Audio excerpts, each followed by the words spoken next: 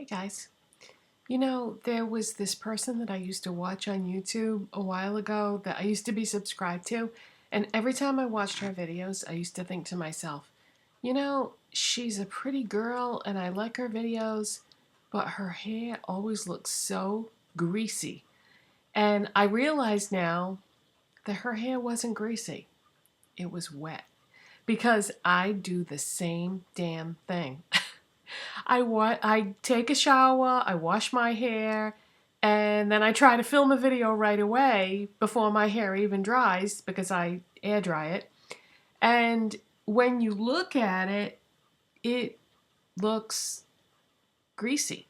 Well, it's not greasy, it's wet. So I just figured I'd throw that out there. My last few videos, my hair didn't look like that because I don't wash my hair every day. And then sometimes I just put dry shampoo in it instead of washing it. So anyways, I just figured I would throw that out there, that if my hair looks greasy, it's not. It's wet. It's clean. And you might be thinking, well, why don't you just wait until later in the day to film the video instead of having it be wet or looking greasy? Because if you don't make videos, you wouldn't know this, but lighting is crucial in videos, and you can only get good lighting at certain times of the day, and usually that would be morning for most people. Morning lighting is excellent to film in. It just, I don't know, it's way better. And of course, if it's raining or something, then, you know, that's going to be a factor as well. But there's something really soft and flattering about morning lighting, so I need to film in the morning, and sometimes that means my hair might be wet. So I just figured I would throw that out there because if I was thinking that about somebody else, then you might have been thinking it too. Why does her hair look so greasy some days? It's not greasy, it's wet.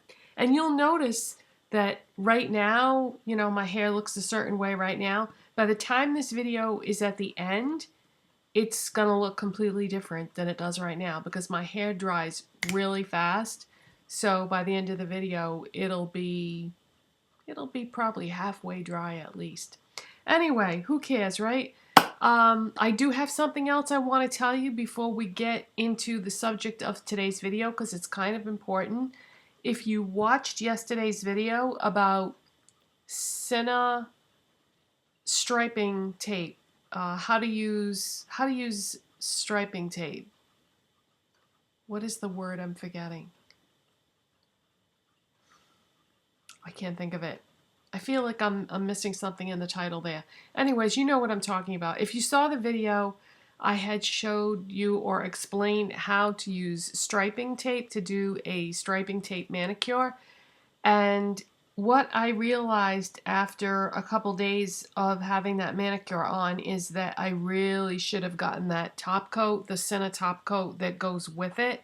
So if you saw that video and you liked the way that manicure looked, make sure that you get the top coat by the same brand, because otherwise you're going to have to keep fixing the tape because it peels up on the edges if you just use a regular top coat. I was trying to get out of it cheap and I didn't buy the top coat that went with the tape, and I just used a regular clear top coat, and yeah, I had to keep fixing the ones that it would pop up on the edges. So in case you're wondering why I don't have that manicure on today, it's because I just ripped off the tape and, you know, took everything off, the polish off, and redid my manicure because I'm not going to use that tape again until I have the top coat that goes with it. But I still really like it, and I think it looks pretty and different and something unusual instead of a straight up manicure. But that's why I don't have any tape on today, in case you're wondering. All right, so let's get to the heart of the video. Today's video is about the e.l.f. Mad for Matte eyeshadow palette. And one thing I have noticed about e.l.f.'s marketing is that the newer products appear first on their website, and then the things that become popular for the orders that they get of their new products, eventually they will appear in stores. You just have to be patient. So I have ordered from e.l.f.'s website in the past and I didn't have any problems, but I really prefer buying things in person because I've had some problems with identity theft on my credit cards. And because I used to order from lots of different companies online. I used to order from MAC and ColourPop and e.l.f. and Makeup Geek and Coastal Scents, and there were tons of companies that I used to order from, but I got some identity theft and I really didn't know who stole my information or misused it. So rather than take any chances, I just stopped ordering online because I had to get new credit cards and answer a bunch of questions about the transactions that were fraudulent and so on and so forth. However, I have really, really missed ordering from one company in particular. So I did place an online order the other day, and when that comes in, I'll show it to you because I figured what I would do is I would order from my favorite company of all the ones that I ordered from. And if I had any more problems, then I would know who the culprit was. Because there was one company in particular that I really, really missed ordering from. And you'll have to wait and be surprised when I get the order to see what it was or who it was. But yeah, I figured that process of elimination, you know. I figured that if I ordered from that company again and then there was another problem, I would know who it was. You would think that the credit card company would have been able to tell me who the problem was, but they didn't. They just removed the fraudulent charges and issued me new credit cards. And yeah, so I still am kind of in the dark. I kind of think I know who it was, but I could be wrong. I don't know. We'll see. Anyway, boy, I'm all over the place today. So what I was saying before about e.l.f. is that if they have a product that's really popular, then eventually it will come to stores. So lo and behold, I was at, can't remember if I got this at Target or Walmart. I've seen it at both places now. So the Mad for Matte palette is a palette that I've been curious about for a long, long time. It's $10. And I can't remember if I was at Walmart or Target, but I saw it. I was ecstatic. I purchased it. And this is a good one, you guys. This is popular for a reason. This is so nice. So you should be able to find this at either Walmart or Target now. And these eyeshadows are so creamy and they blend beautifully. This is so fantastic. So you get 10 shades for $10, so that's only $1 an eyeshadow, and the texture is so nice. Now, if you are somebody that maybe has seen people talk about this palette and said, "Oh, well that's great, but they're all matte and I don't like to do all matte looks." Well, fine. Mix and match them with some eyeshadows that you already have that aren't matte, because I kind of like to use different textures of eyeshadows too when I do a look. I don't necessarily want to use all matte either. So what I did today was I used this light pink. It's a really, really pale pink right there. I did that as my brow bone highlight. Then I used this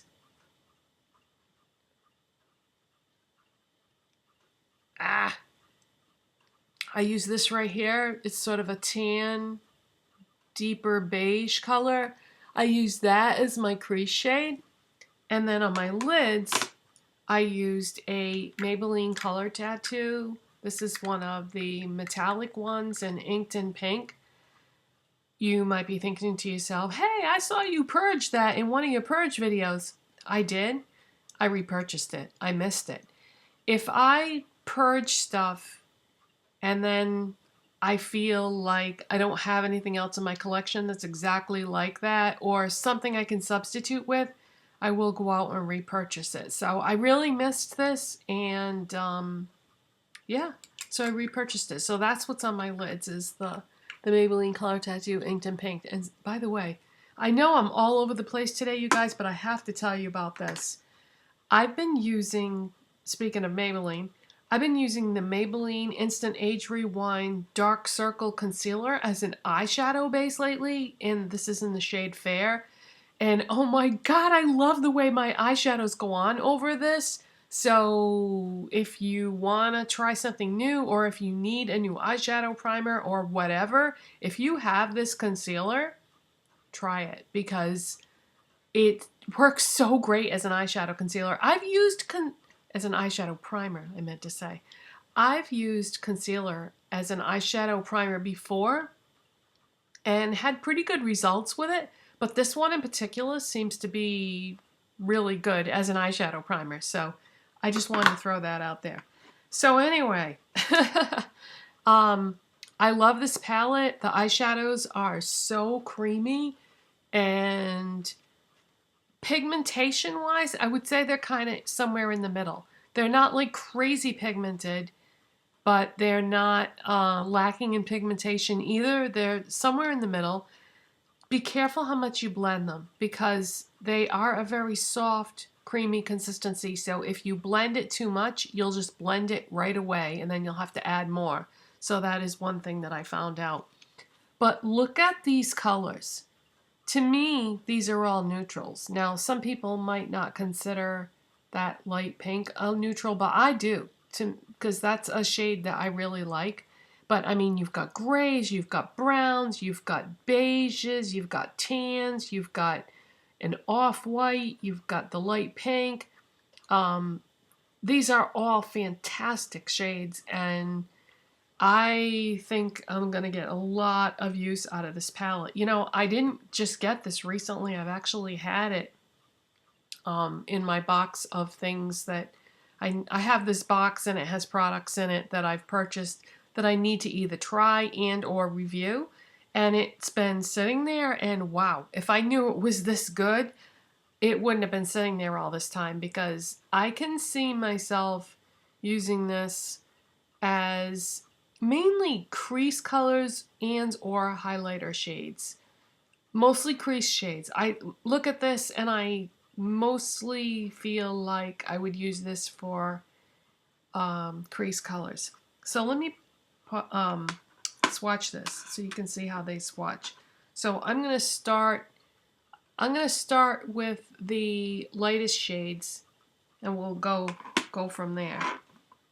So there's a beige, and then a light pink, and then a couple of darker beiges, I would say.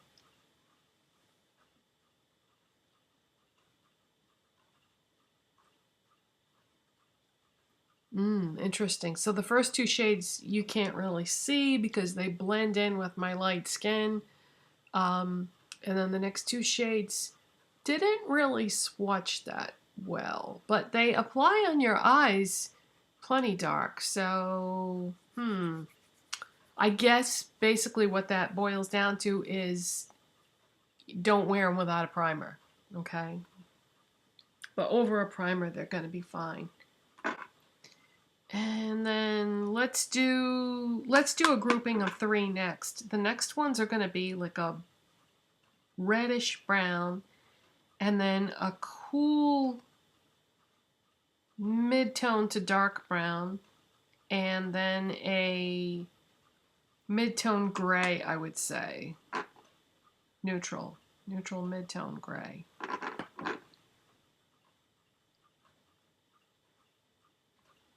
So that's the next 3.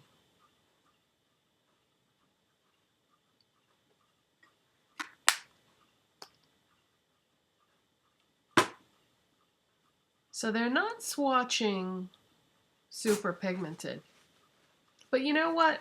That doesn't even bother me, because, like I said, if you have an eyeshadow primer on, they're going to be fine. I didn't have any problems with pigmentation or application or anything when I use them.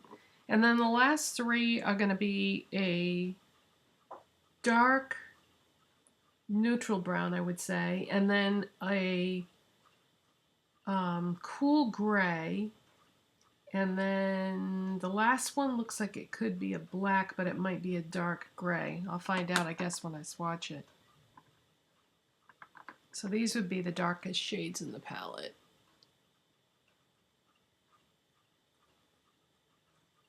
Okay, I would say, I guess that last one is a dark gray or a soft black. So the swatches are not that impressive, but trust me, guys, this is well worth 10 bucks. That's $1 an eyeshadow. And if you have a primer on, they're going to be fine as far as pigmentation goes. Well, anyways, really love this palette. Definitely give it a big thumbs up. If you see it at Walmart or Target or wherever you buy e.l.f., I would definitely pick it up. And that's it for today, you guys. Bye. Thanks so much for watching.